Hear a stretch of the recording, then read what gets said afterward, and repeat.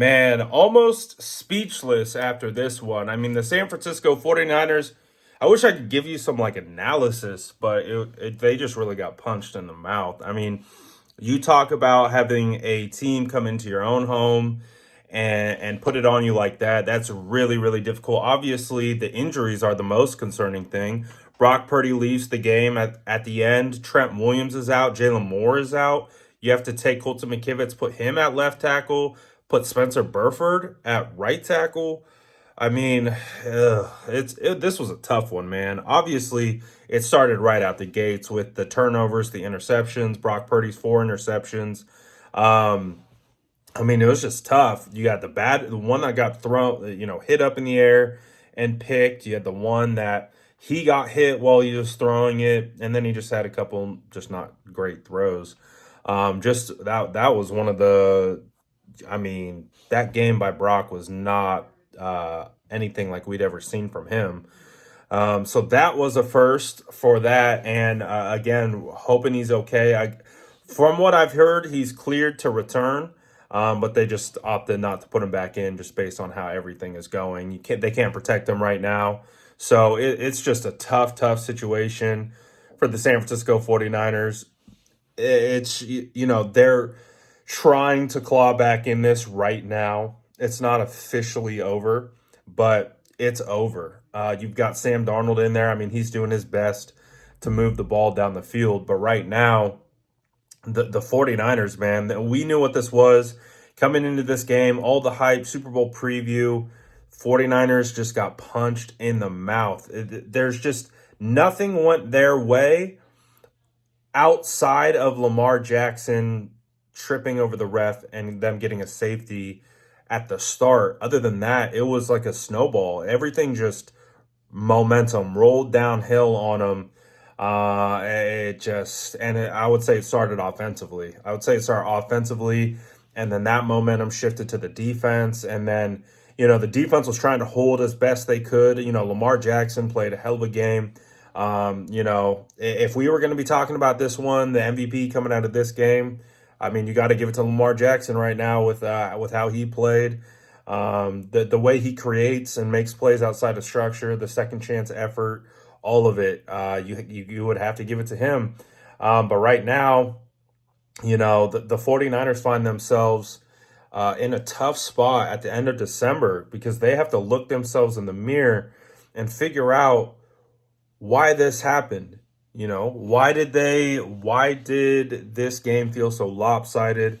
What was the issues with the energy? Why did everything just feel so, I don't know. It was a weird feel from the jump. I found one of the more interesting trends leading up to this game is a lot of the fans, I interact with a lot of fans, read a lot of comments, all those types of things. A lot of fans just felt really weird about this one.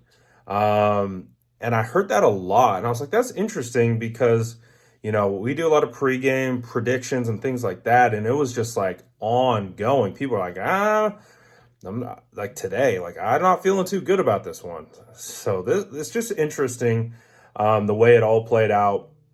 But it's really hard to give like a ton of a ton of analysis on this one without like going back and watching the tape. Comes down to turnovers, taking care of the football, putting yourself in a good position to make plays like that, and then making the plays. And right now, the 49ers just weren't doing it. They weren't doing it. And you can't do that against a championship caliber team, right? You can't face a team like the Ravens, play a D to F level game, and then expect to, be able to come out with the victory. So this was a tough one. Obviously on Christmas, all of us were super hyped for this game, super excited for it. And literally as I'm recording this reaction video, because obviously I know what the outcome's going to be, Aaron Banks is down. So the 49ers potentially could be losing multiple starting offensive linemen out of this game, and that is a huge problem.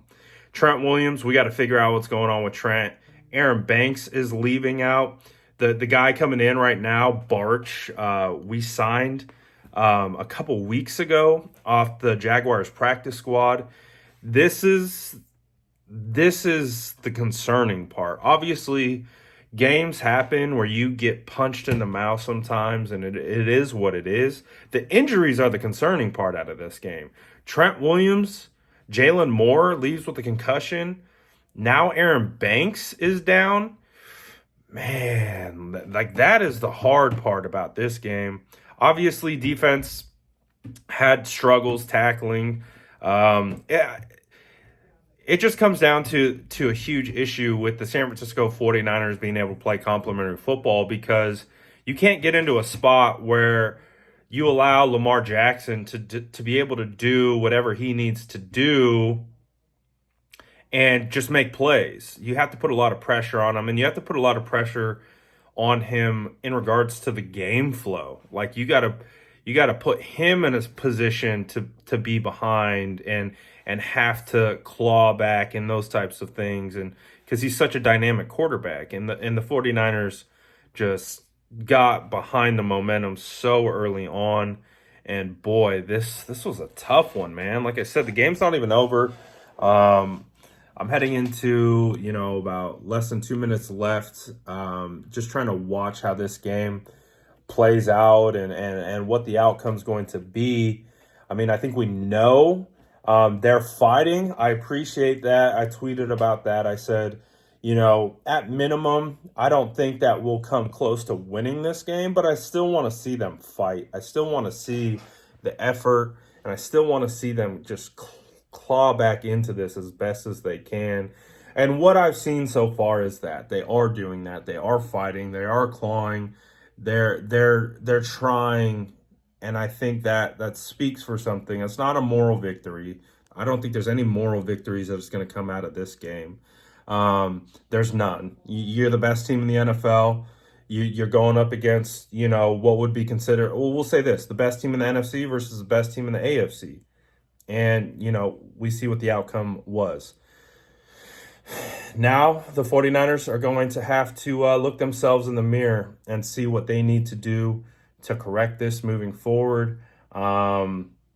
This honestly feels like one of those tapes that you just kind of throw in the trash, because obviously they had fundamental issues, whether scheme, blocking, whatever. There was issues, but this issue felt different this time around. I don't know. You guys tell me. Do you agree with me? Do you feel like, yes, they didn't execute clearly at a high level, but it was like, dang, they didn't do a whole lot at a high level. And it's just one of those situations where you just want to see them kind of chalk this one, throw it in the trash. Got Commanders next week. You got a red-hot Rams team to finish out the season. You don't want to go on a 3-game losing streak to end the year. So it's up to the 49ers to get right, get back, and almost flush this game and put it behind them, because, boy, this was a rough one. What do you guys think about this? What's your solution for this one? Is there anything to take away from it? Are you just throwing this one in the garbage and saying, I'm over this one? What are you guys thinking? Let me know. Boy, Merry Christmas, though. Unfortunately, it had to end like this, but it is what it is. And, hey, the 49ers are still the best team in the NFC, but this one's going to sting for a while. And, hey, if the 49ers meet the Ravens again, I guess you could say at least they got this butt whooping done in season when it didn't matter, because if they meet again, they're meeting in the Super Bowl. So I would say the only kind of positive to try to spin out of this is that if they do face each other, this would be the worst version of the 49ers that we're giving them, as barring health concerns. So the optimistic outlook, there's only one way to go, and that's up, because this is not good. This is not good. But let me know what you guys are thinking in the comments below. And as always, make sure to like and subscribe for more updates.